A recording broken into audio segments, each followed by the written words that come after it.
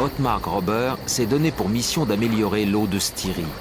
Pour aménager les cours d'eau, il utilise des blocs de roche. Il obtient ainsi le même résultat que les activateurs branchés sur les robinets domestiques, la stimulation de l'eau par des turbulences, des vibrations. Pour Ottmar Gröber, cette opération sert à informer l'eau. Ottmar Gröber se rend dans une carrière afin de trouver pour son futur projet des blocs de pierre de 10 tonnes composés de magnésium et de quartz.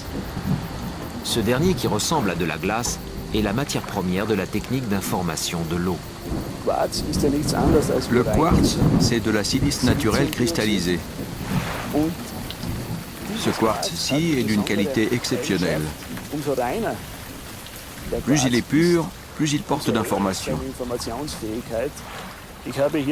J'ai ici également du quartz cristallin, c'est-à-dire du cristal de roche en devenir, encore plus proche de l'eau par ses caractéristiques.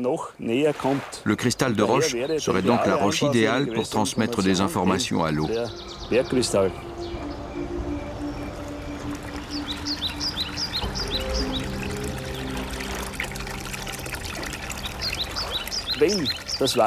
Quand l'eau contourne la roche des deux côtés et que les deux flux se percutent derrière, cela fait naître un effet supplémentaire qui recharge l'eau à fond, qui l'améliore sur le plan énergétique. Dans ce ruisseau, Ottmar Gröber a construit il y a quelques années un escalier de pierre qu'il a baptisé « rampe pendule ». Aujourd'hui, sur les rives, la végétation est luxuriante.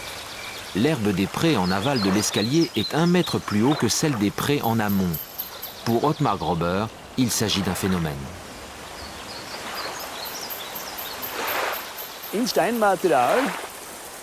Les vibrations sont intrinsèques aux roches.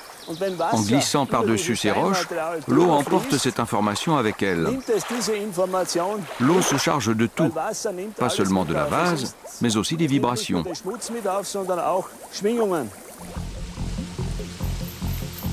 Une eau stimulée par de telles vibrations garde-t-elle la trace de ces informations? Si oui, combien de temps?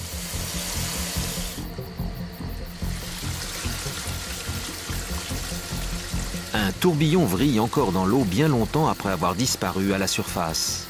En colorant l'eau, on rend visible des phénomènes qui rappellent ceux d'un organisme vivant.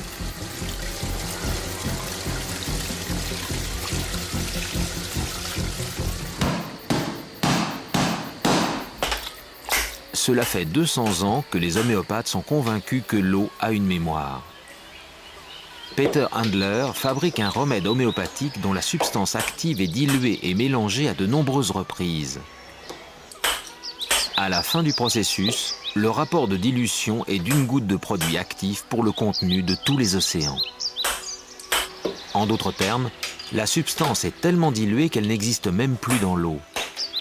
En revanche, l'information de cette substance serait toujours présente. Peter Handler étudie les effets du remède homéopathique sur les têtards. Depuis 15 ans, ses recherches démontreraient que ces solutions diluées à l'extrême, appelées remèdes homéopathiques, agissent sur les jeunes amphibiens. Les résultats ont été confirmés par 5 autres laboratoires.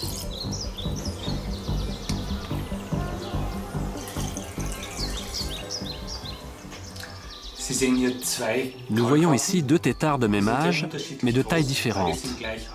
L'un d'eux a été traité avec notre remède homéopathique, l'autre avec de l'eau de contrôle. 20 jours plus tard, on commence à remarquer une différence de taille, du stade de développement, du poids. Cela signifie que les informations peuvent être transmises par l'eau.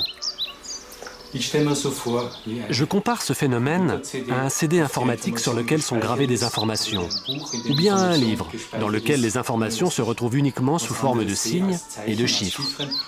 Pourquoi l'eau ne pourrait-elle pas enregistrer des informations comme le cristal, comme un CD?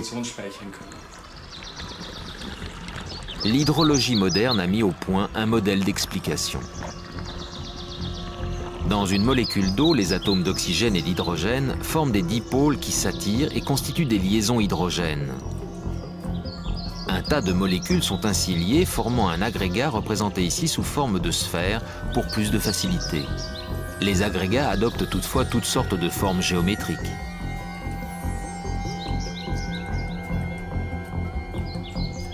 Dès qu'un élément étranger pénètre dans l'eau, l'agrégat de molécules le cerne aussitôt et l'enveloppe. Lorsqu'on élimine l'élément étranger, il reste un trou dans la structure de l'agrégat. L'eau retient donc l'empreinte du corps étranger.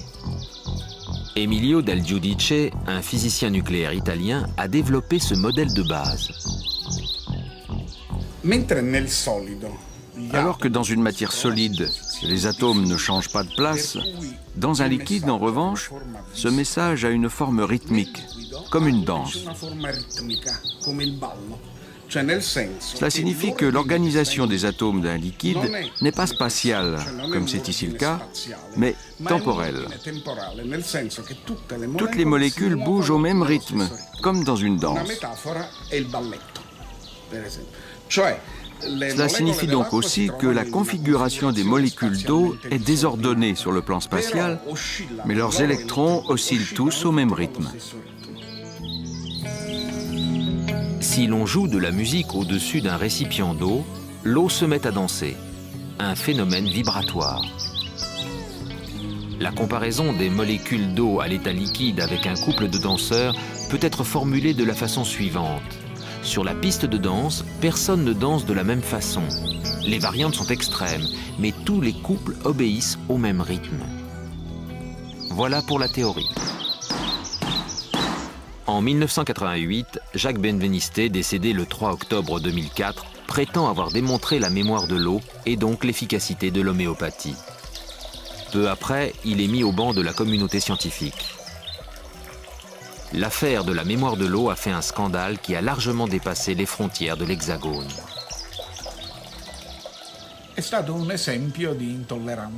Il s'agit là d'un exemple d'intolérance scientifique. La plupart de mes confrères considèrent la mémoire de l'eau comme une imposture. Pour ma part, j'estime que l'eau peut avoir une mémoire sur une longue période. Après une évaluation prudente, cette durée peut aller de 1 mois jusqu'à plusieurs années.